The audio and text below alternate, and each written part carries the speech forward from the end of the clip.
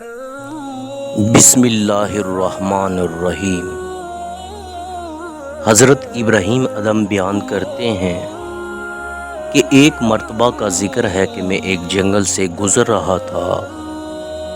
وہاں دور دور تک نہ آدم تھا نہ آدم ذات کی۔ اچانک مجھے راستے میں ایک بزرگ صورت بوڑھا ملا۔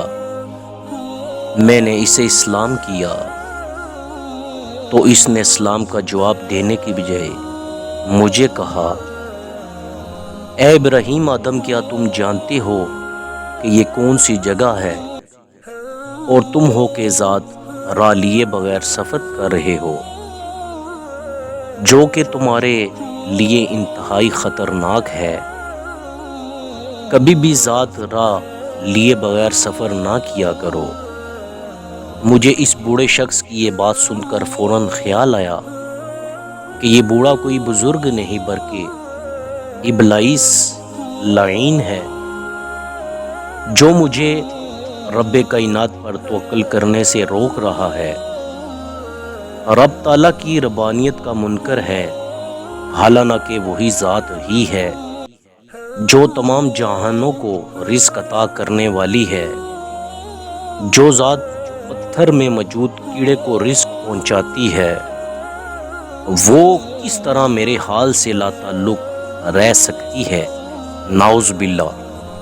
میں نے فوری طور پر لا حول پڑھا تو وہ بوڑھا اسی وقت وہاں سے غائب ہو گیا۔ میں نے اسی وقت اپنی جیب کو ٹٹولا تو اس میں 4 درہم موجود تھے۔